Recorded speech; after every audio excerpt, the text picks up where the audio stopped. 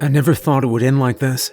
My truck's windows smashed, blood all over the interior, the frigid wind and snow blowing in on me as those two empty eyes stared in at me like a predator sizing up a helpless animal for the kill. It didn't start out like that, of course. When I started out for my morning run, it wasn't snowing. There was some snow on the ground, though. There'd been a quick storm with some squalls that left half a foot of that white stuff on the roads just a few days earlier. The state took care of it pretty quickly, and travel was barely interrupted. Everyone went about their merry way. Even me. The fact that I hated winter even more than driving a truck never entered my mind. Alright, that was a lie.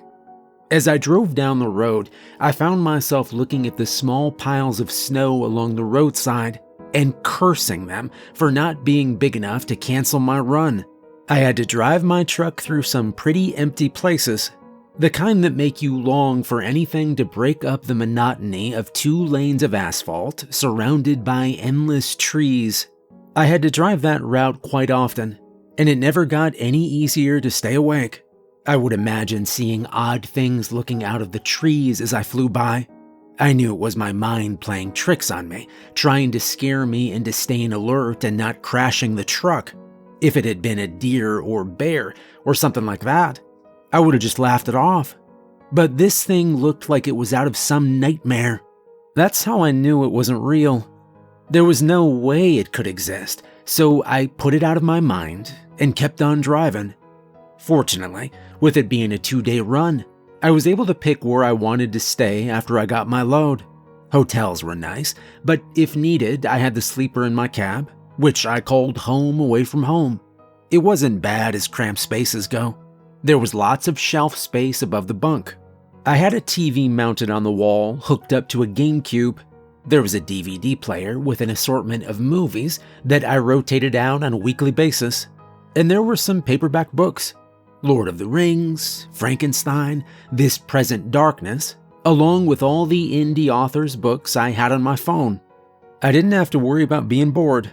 There was always my laptop that held the novels I'd started writing and never finished. The only thing I really needed was food and a bathroom. I had snacks stashed around, sometimes in places even I didn't find for months. But it couldn't compare to a nice hot meal. I had my favorite stops on the road, and they all had 2 things in common: good food and a quiet place to park and sleep. I didn't like having my truck squashed up against other trucks, wondering if I'd be able to get my door open if they parked like an idiot. I liked parking near the outskirts of a parking lot. It was more private, and I didn't feel as hemmed in. Of course, there was a trade-off. More privacy meant walking further to get to the truck stop, sometimes a lot further. But I used that to my advantage. Nothing like a nice long walk to get the blood flowing to all those muscles I didn't use when driving. Unfortunately, the place was a local mom-and-pop operation, which meant they didn't have the money to stay open 24 hours a day. Usually, I'd pull my truck into my spot in the evening, go get supper at the lunch counter, then grab supplies for the night. I'd always go inside one last time to use the restroom just before they closed at midnight. That evening, I followed the same pattern, pulled in, walked to the store, got some supper, and went back in around 11:30 for restroom and supplies before going back to my truck and falling asleep. Normally, I try to keep a good watch on upcoming weather. For whatever reason, I hadn't that day. I woke up around 8 a.m. and looked out to a sea of white. It had snowed, and it had snowed hard. It looked like someone wanted to make up for the snow quota this winter and did it all in 8 hours. I dressed in my cold weather gear and went out to see how bad it was and if my truck would be going anywhere today. When I jumped out of the cab, my legs disappeared. There was at least 2 feet of snow on the ground, and it was still putting it down. I trudged around the truck to make sure everything else was okay, then got back in the cab, brushing off as much snow as I could first. I climbed into the bunk and turned on the news to the announcement that a major blizzard had hit the area. Wow, I thought, that's some great investigative reporting right there. They were calling for another foot before the snow stopped. Great. Time to call the boss and get my ear chewed off. Why can't you get here? He growled. Well, there's this stuff called snow, I said. It lands on the ground, it piles up until it begins to impede travel. All right, smartass. When do you think you can be here? Well, seeing that I haven't even seen a snowplow go by, and I'm sitting in a parking lot that probably won't get plowed out until much later than the highways, on top of the fact that my tires are nearly bald, even though I've been telling you for months they needed changed, I'll say I have no earthly clue when you'll see my precious cargo. He was silent for a long moment. Do you like your job? Not particularly, I said. Then added, when the weather's like this. You might want to update your resume. With that, the line went dead. Thanks for the support, I said to the dial tone. I settled back in, turned off the TV, and went back to sleep. When I first started out in trucking, a fellow driver gave me a tip that I never forgot. Anytime you have the chance to get some rest, take it. That little tidbit helped me tremendously over the years. A little extra sleep means a lot less coffee. When I woke a few hours later and peeked outside, it was still snowing. I looked out my driver's side window, and even my tracks were gone. I was feeling the call of nature, and decided to brave the elements to take the trek to the truck stop for some relief. I felt a little silly for putting on all my cold weather gear, including gloves and goggles. That feeling didn't last long, though. It was snowing so hard I couldn't even see the truck stop. I drew an invisible line with the side of my truck, aimed in that direction, and started walking. You know, I never read Call of the Wild. I never saw Alive. Maybe if I had, I wouldn't have been so eager to throw myself out into this blizzard just to go pee. Trudging through the snow and the driving wind was growing old quickly. I felt like I should have reached the truck stop by now. I paused and looked around. Two realizations hit me at the same time. First, I couldn't see the truck stop. Second, I could no longer see the truck. As a lovely addition, my tracks were quickly disappearing. I tried to focus on my path toward the truck stop and began trudging again. 15 minutes later, I believe by sheer luck, I saw the store appear off to the right. My track hadn't been dead on, but I was close enough to find the place. My winter gear was starting to fail me, especially with the wind finding all the little places it could inject frigid air. As I approached, I breathed a sigh of relief at getting in out of the cold, not to mention a massive cup of steaming hot coffee. I reached for the door, but it refused to open. Maybe it was frozen shut. I pulled harder, but nothing happened. I looked in through the glass and saw no lights on. It struck me how the walkway wasn't shoveled either. Oh no, I thought. The storm has stuck him at home. My hopes for a nice warm bathroom and a steaming hot cup of coffee plummeted. I took one last forlorn look at the dark store and turned back towards my truck. My disappointment grew as I realized my tracks were gone. I was now snowblind and navigating without a compass or any means of direction. I tried to draw an invisible line with the outer wall of the store and hoped it would lead me back to the truck. I felt my cold, wet feet protest as I headed back towards the warmth of my truck. I hugged my jacket, attempting to keep the wind out. The snow was up past my knees now and seemed like trudging through mud. In retrospect, it would have been better for me to wait in the truck until I saw a snowplow in the parking lot. I had plenty of empty tea bottles for bathroom emergencies. But there was no use chiding myself now. I had to get back to the truck to keep this mistake from becoming a fatal one. If I got lost and couldn't find the truck, no one would come looking for me. They might not find my frozen body until spring thaw. That was a cheery thought. As if my journey hadn't been hard enough, after a while, something caught my foot and sent me sprawling face first in the snow. I struggled to right myself and quickly wiped the snow from my face. silently thanking God that I'd worn the goggles. I tried to get my bearings again, but curiosity nagged at me. What had I tripped on in the middle of a parking lot? I dug down and discovered the offending object. It was a parking space barrier. I chuckled for a moment until I realized to my horror that I should never have come near any of these in the middle of the lot. In fact, a straight trail from the store to the truck, the barrier I'd tripped on, would be a couple of dozen yards to the right.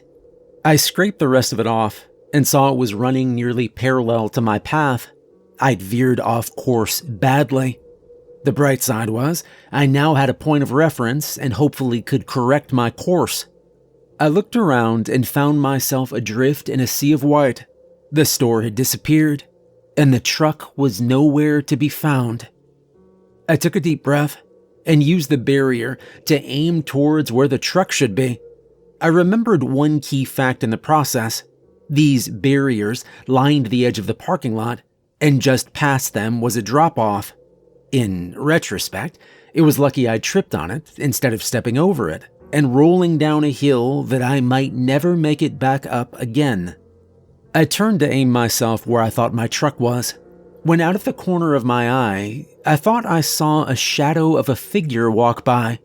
I couldn't be sure because of the blowing snow made visibility nearly impossible. It could have just been my imagination. I'd been out in the cold for much longer than I planned, and it was time to get back to the truck.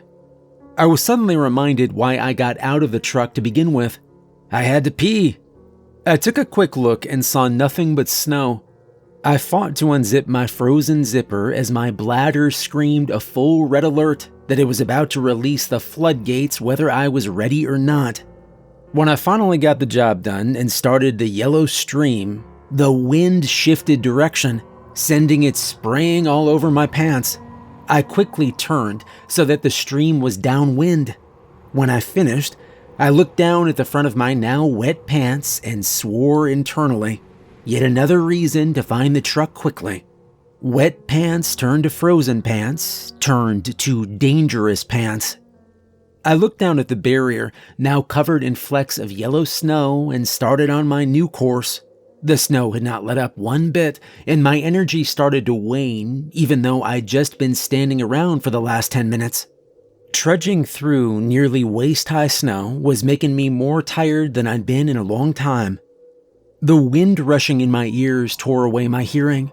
There wasn't anything out here to listen to, and yet I thought I heard something. I looked around, but only saw white. Was this my mind starting to play tricks on me, like it did when I was driving, and thought I saw the creature that doesn't exist peeking out at me from the trees? I turned back to my imagined destination, wondering if delusions were the first step in freezing to death. As if to answer, the wind hit me with a solid gust, knocking me down. If I didn't know better, I'd swear I felt a giant hand in the middle of my back. I looked up and saw nothing but snow, swirling around, making mini tornadoes. I chuckled at the irony of them being called snow devils. I guess my own personal snow devil was pushing me around. I got up and started for the truck again. Every step felt like my feet were encased in concrete. I plodded on, trying to pull away from whatever reserve energy I had. I couldn't die in the middle of a parking lot just yards away from my nice warm truck. That would be the ultimate irony. I walked on, barely conscious, wanting only my 18-wheeled safe harbor from this merciless storm. My head was down. I wasn't even looking anymore. Didn't make any difference. I knew I'd never find it. I knew it was like looking for a needle in a field of haystacks. There was no way I would ever get. I slammed into something and fell back. The snow was so deep, I just lay there like a turtle, unable to get off my back. I looked up and saw the thing that had hit me was the back corner of the truck, 2 feet to the right, and I would have missed it. I smiled, but it took a lot of energy. I focused everything I had into getting up. Adrenaline took care of the rest. I marched up to the driver's side door and reached into my pocket for the key to unlock it. I couldn't find the key. I ripped off my glove and searched again. Still no key. Despair smothered my mind. If I dropped it one of the times I fell in the snow, it was lost forever. And so was I. I leaned against the truck door, so close and yet so far. I could almost feel the heat through it. I smashed my fist into my leg in frustration, but felt more pain than I should have. I patted the other pocket and felt a lump. I tore off my other glove and reached into the pocket, pulling out the holiest of holies. The key. Tears streamed down my face and quickly froze as I stuck the key in the lock and opened the door. It took every ounce of the energy I had left to climb up into the cab and collapse into the driver's seat. A wave of heat washed over me. For the longest time, I just sat there until I mustered the strength to start pulling off my cold weather gear. One piece at a time, I threw them into the passenger seat until I sat in my underwear only. I leaned my seat back and basked in the warmth that flowed over me like an ocean wave. I imagined sitting on a beach with the sun shining down on me and the water beckoning. I fell asleep like this. I woke to a sore back and stretched as best I could in my seat, then looked at the windshield. The snow seemed to have let up a little bit, and the wind wasn't nearly as fierce as before. There was still no sign of a plow, and there was no way I was getting anywhere without one. Off in the distance, I could almost see the outline of the store. I wasn't going there again until the parking lot was plowed, but looking around, I couldn't imagine how long that might be. There was at least 3 feet of snow already on the ground, and it was still putting some down. I crawled into the bunk and covered up for a serious nap. Hours later, I was starting to feel refreshed. I rolled over and turned on the TV, trying to see just how bad things were. I couldn't even pick up the local station, so I stuck in a movie. After it was done, I decided I should probably take stock of my supplies, since I might be here for a while. I had plenty of snacks, chips, pretzels, and jerky, among other things. As long as I didn't binge, I should be fine. I had drinks in the mini fridge too, but water wasn't a concern. All I had to do was bring some snow inside and melt it. I only needed to check one last thing to make sure I could outlast this storm. I looked at the fuel gauge. I rubbed my eyes and looked at the fuel gauge again. I only had a quarter tank left. That might last, and it might not, depending on how long it took to get plowed out. Obviously, once the plow freed me, I could drive 100 yards or so to a gas pump. As I was looking at the fuel gauge, my eyes drifted to the windshield and the field of white that stretched out in front of me. The snow had finally stopped. How long that would last, I had no idea. I could finally see the store clearly, but I could also see clearly that it remained closed. It was hard to believe anyone would be plowing that amount of snow anywhere. I guess that's why they had to drop off along the edges of the parking lot. As I softly chuckled at my realization, my eyes caught movement. There was some kind of animal walking around in the parking lot. At first, I thought it was a deer because of the wide horns on its head. But the longer I looked, the more I realized this creature was something else. It seemed bigger than any deer I'd ever seen. Its torso rode above the snow like it was a ship. Its face looked like it had wasted away to the bare skull, and it had massive teeth that went far beyond its jaw. It was rather haunting to look at. It was sniffing around in the snow. The more I thought about it, I began to realize that was probably the spot where I'd taken a leak. I was mesmerized and horrified by this thing at the same time. I was nearly convinced my mind was playing a trick on me when it looked right at me, and my blood turned to ice. Its look pierced my soul and made me wish I'd never come to this place. When it took its first step in my direction, I dove back into the sleeper and drew the curtain. I shook for reasons that had nothing to do with the temperature and was breathing in panicked gasps. What was that thing? Did I really see what I thought I saw? How could a creature like that exist? I tried to settle down and get my breathing back to normal, but my mind refused to let go of the image of that thing. It's just my imagination, I told myself. It's just a deer roaming around out there. I told myself that same thing over and over until my mind finally believed it.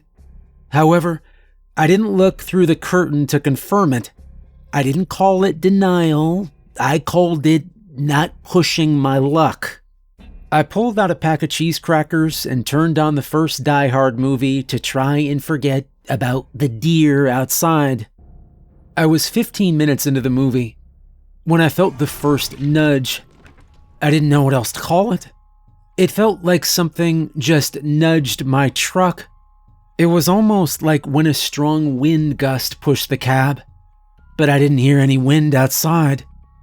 The two sides of my mind engaged in a shouting match over whether I should check it out or ignore it.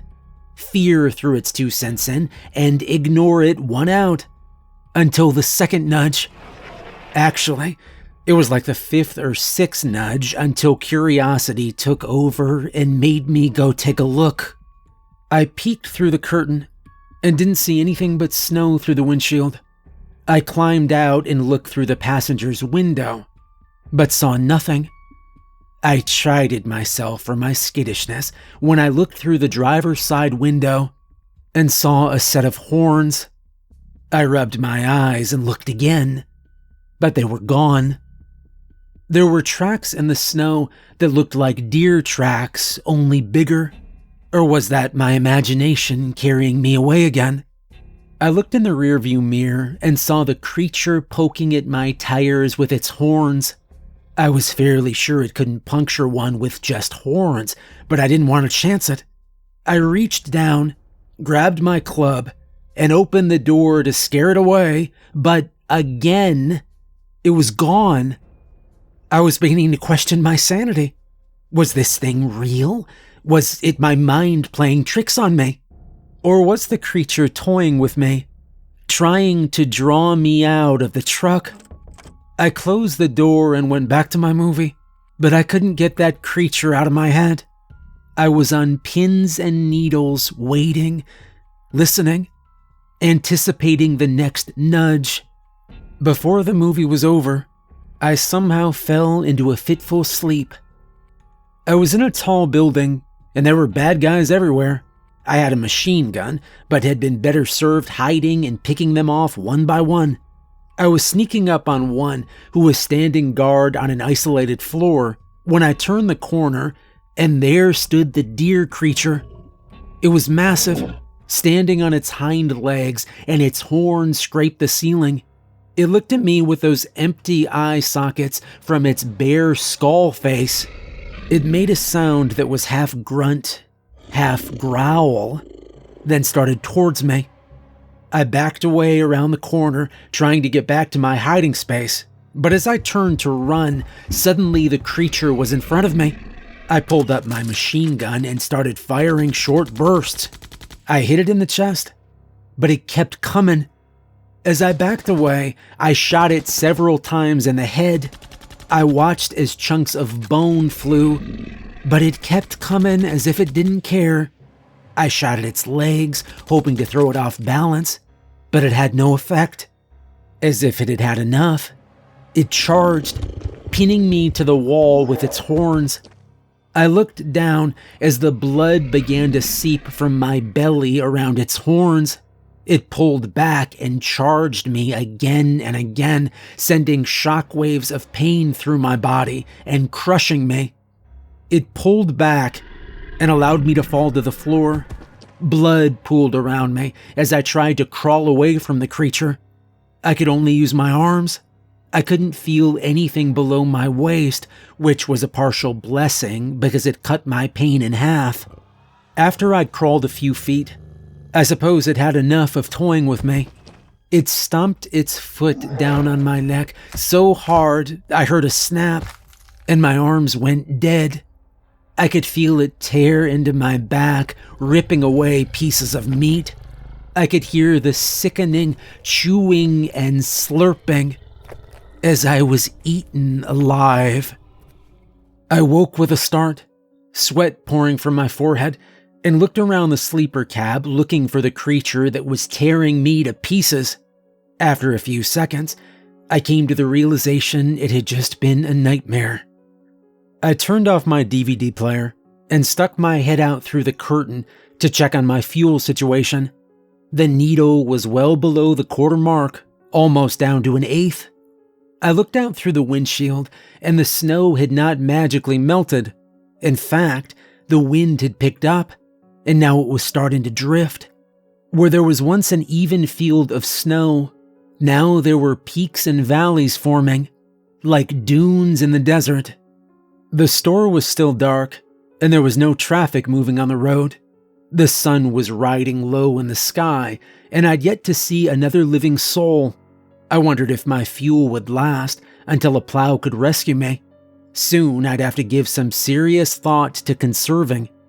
It wasn't ideal. The thought of bundling up in blankets in the dark with no heater and no TV to watch wasn't exciting to me, but it was better than waiting until my fuel ran out and I froze to death. As I killed the engine, I chided myself for not coming up with this plan sooner.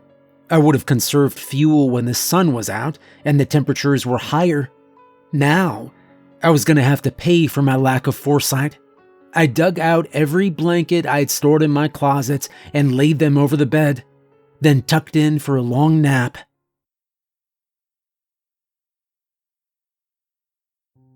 When I woke, I was drowning in utter darkness. I panicked for a moment before I remembered where I was. I looked at my watch, and it was 4 a.m. I pulled the covers off me and was immediately assaulted by cold air. I grabbed the flashlight and found my way into the cab. I turned the key on and waited with bated breath that billowed out in clouds that filled the cab until the engine turned over.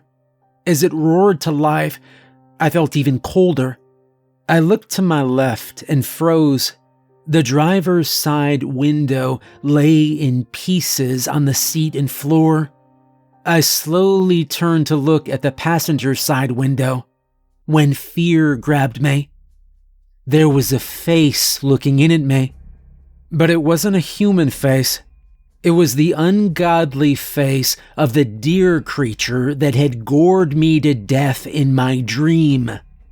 I stared into the dark, hollow eyes of this thing sent straight from hell. It reared its head back and then smashed into my passenger's window, splintering it.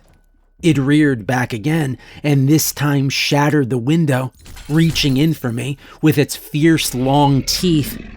I jumped back and landed in the driver's seat full of glass. I knew I was dead. There was nothing I could do. I sat there as it entered the cab, coming for me. Its head was halfway inside when it suddenly stopped. It moved around a little bit, then roared in frustration. Its horns were too wide to fit in the window. It tried over and over again to get in, but there was no way it could fit. As suddenly as it appeared, it vanished. I looked around to see where it had gone, but the darkness of the night covered it like a shroud. As I was looking, it silently reached in behind me, and it would have had me if it hadn't breathed out, warning me of its approach. I dove into the center console as its deadly jaw snapped shut right where my spine had been. It continued its assault on the window, gaining ferocity as it frustrated itself by not being able to get a hold of me. I stood in between the two windows, hoping I was safe from either direction. It was then I decided to go back into my bunk and close the curtain. I covered up and reached underneath the bunk to a secret compartment, and I pulled out my .40 caliber automatic handgun. I took the magazine out and made sure it was loaded with all 10 rounds, then put it back in and pulled back the slide. It made me feel a little better, but not much. I didn't know how true my dream was, or if bullets would do anything to this monster.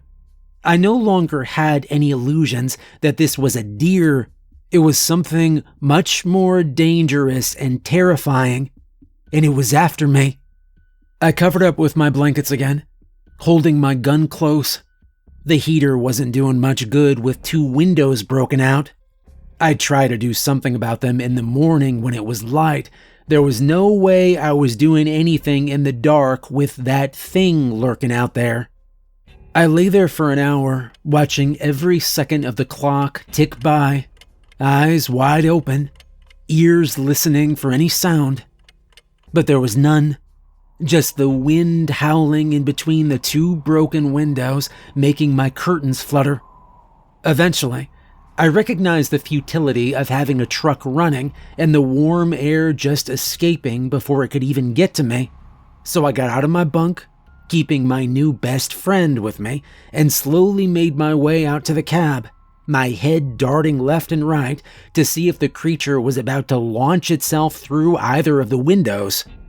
I turned the key off, and before I could pull it out of the ignition, a set of horns smacked against the frame of the window, and the deadly teeth came in and snapped just inches from my face. I whipped around and pulled the trigger, but nothing happened. It snapped at me again, and I panicked until I realized the safety was on. I flicked it off and aimed, but the monster was gone. I didn't dare make a move toward the window, for fear it would launch itself back in at me. I stood still as a statue and stared at the window it had come through, then slowly turned to the other side. I kept looking back and forth between the 2, trying to get my peripheral vision on both at the same time. I was shaking, not only from the cold, but also from the sheer terror of not knowing where or when this thing was going to show itself. I decided my cold weather gear would be my best option, so I climbed back into the bunk and put on as many layers of clothes as I could find. When I popped my head back out, I was met with the most terrifying sight imaginable. The monster had climbed onto the roof of my truck and was now bashing its head against the windshield, trying to make its way inside. I knew the windshield was wide enough that it would be able to get its antlers inside, and I'd be done. I pulled the gun up, aimed at its head, and fired. The explosion was massive. I instantly lost my hearing, except for the ringing in my ears. I staggered back, but the monster kept coming. Not only had my bullet done nothing to it, it weakened the windshield, making it easier to get inside. The monster shook its head in surprise when the bullet ricocheted off the bone, and then continued its assault on the windshield. It hammered on the glass until it shattered. I was already aiming at its face and fired 2 shots before the glass even hit the floor. They both ricocheted off its skull, causing it to rear up just enough for me to fire 2 shots into its chest. It didn't collapse, screaming in agony like I wanted, but I could tell it didn't like it either. It jumped down off the hood and disappeared. I stared out into the inky blackness, trying in vain to pick up any glimpse of it. I whipped around from one side window to the other and back again, waiting for it to show its face. After what seemed like forever, I saw horns rising through the passenger side window. I fired a shot into its face, and it disappeared. I threw myself back into the passenger seat when suddenly I saw its head rising in the driver's side window. I fired a shot, making it disappear again. I jumped up and threw myself to the other seat, knowing it would be on the passenger side soon. Sure enough, 10 seconds later, it appeared and I fired another shot. It was toying with me. It disappeared and I threw myself over into the passenger seat, waiting aiming at the empty driver's window, but instead, I felt teeth clamp down on my neck. It had fooled me. I shoved my gun up under its skull and fired a shot. If I hadn't been deaf from the first shot, this one right next to my ear would have done it. And yet somehow I heard it squeal in pain as it released me. I knew I'd been inches from death. I reached up and touched the wound on my neck and came away with a handful of blood. I went back into my bunk, tore away a piece of sheet, and pressed it to my wound. Then I tore some more of the sheet and tied it around my neck to hold the bandage in place. I went back out to the cab, only to see it crouching on the hood, waiting for me. I never thought it would end like this. My truck's window smashed, blood all over the interior, the frigid wind and snow blowing in as those two empty eyes stared in at me like a predator, sizing up a helpless animal for the kill. I crawled in through the remains of the windshield. I knew I was dead. In desperation, I shoved the gun into one of its eye holes and squeezed the trigger. The sound it made was something I'd never heard before, and I never wanted to hear again. The scream was both a low guttural sound and a high-pitched shriek. It sounded like someone had unleashed a demon from the pits of hell. My mind screamed at me, "Get out of there!" I fumbled with the driver's door and ended up falling out when it opened. On a clear day with no snow, I would have gotten a concussion or broken bone falling on the bare asphalt. With 3 feet of snow on the ground, I landed on a soft, cold pillow. It was the only time in the last 24 hours that the snow had helped me. I immediately jumped up and looked around for any place to hide, but there was nowhere. Everything was covered in snow. I glanced back at the trailer and realized the snow was so high that it reached the bottom of the trailer. I couldn't see underneath at all. I quickly dove under it and turned around and tried to pile snow into the opening to hide where I'd gone. I lay there on my belly, looking all around, trying to see in every direction at once to see where the monster would attack from. My breath blew out in billows of desperate smoke as I came up empty. There was nothing. The monster wasn't there. Yet. I didn't dare hope to imagine that my shot had killed it. If anything, it probably had made it even angrier. It was probably destroying the inside of my truck. What I didn't trust was that the monster wouldn't find me underneath it. I looked around for anywhere I could use as a better hiding place. My eyes fell on the wheels of the truck. It looked like there was just enough room between the tires and the differential. It would be a tight squeeze, but it was better than that thing finding me. I turned around and slid my feet in first. The further I slid, the tighter it got. Ironically, the grease and oil from the differential helped me slide through a little easier. When I almost had my shoulders through, it suddenly felt too tight. I was stuck. I couldn't move forward or backward. Panic flooded my mind, and I struggled frantically like I couldn't breathe. After the longest minute of my life, I finally managed to maneuver my shoulders through and into my hiding spot. The hood of my coat did double duty of keeping me warm and completing my hiding place. I lowered it to the level of the asphalt and would raise it just an inch when I wanted to look out. The first half hour was the worst. The ringing in my ears had begun to subside, but I still couldn't hear anything outside but my own breathing. The cold slowly leaked through my clothes. Still no sign of the monster. Another hour passed. My muscles started to cramp up. Still no sign of the monster. Another hour. I felt like my bladder would burst, and still no sign of it. During the long moments in between, I pulled the magazine out of my gun and counted how many bullets I had left. No matter how many times I counted, it always came out to the same number. 1. I knew one bullet wouldn't save me from this thing. There was only one thing I could do with one bullet. End my suffering if it found me. I took it out of the magazine and stared at it. I used my coat to shine it up, then stared at my reflection in the gleaming metal. The edges of the snow around the trailer began to glow. I knew the sun was coming up. Darkness was no longer my friend. And then I heard it. A soft, sniffing sound. I lifted my hood an inch, just enough to peek out, and there it was. Its head had broken through the wall of snow close to where I dove under the trailer. There were a few drops of blood from my neck wound, and it was sniffing them.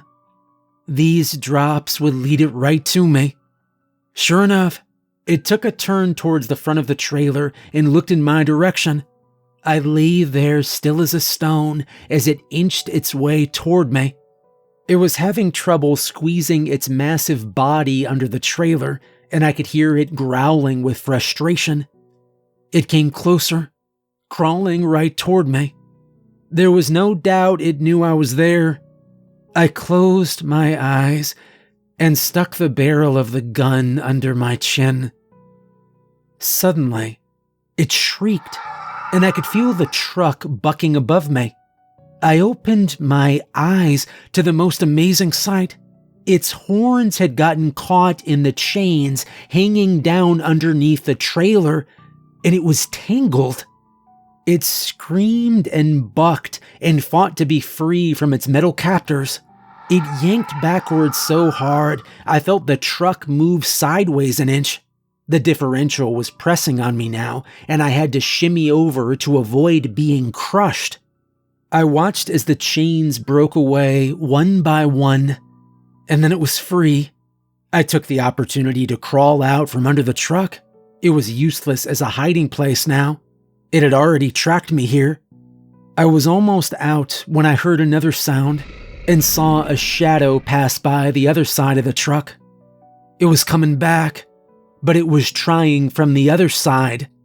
I crawled as quickly as I could. This was my chance. If it searched from the other side, it might not know I'd left. I had no idea where I would go, but it was better to be out of a useless hiding place. As I stood next to the truck, I saw a large patch of red in the snow. I guess shooting it wasn't as useless as I thought. I looked at the ruined cab of my truck when the nightmare crept around the corner. I stood there helpless. It had caught me flat-footed. I had nowhere to go this time. It stared at me as it limped around the corner. Its empty eyes seemed to exude rage. This was it. I pulled up the gun with one last bullet, and I aimed it at the creature. When it disappeared in a moving mountain of snow, the snowplow had finally arrived. I watched as the plow pushed its mound of snow past my truck and over the edge of the parking lot. The driver backed up and stopped beside me. Hey there, you been here all night? Yeah. Since before the storm. What happened to your truck? He said, looking up at my shattered windows. I followed his eyes and thought for a moment. Someone tried to rob me? I said, knowing the truth was unbelievable. Well, I see you took care of it, he said, looking at the gun in my hand. I looked down at the gun and stuck it in my waistband. It's been a hell of a night, I said. Well, don't worry. Roads are getting cleared and I'll get you plowed out of here. He nodded at me and backed up to continue plowing. I looked at where he'd just plowed beside my truck, and I saw a long smear of red. I followed it to the edge of the parking lot and looked over the side with my hand on my gun.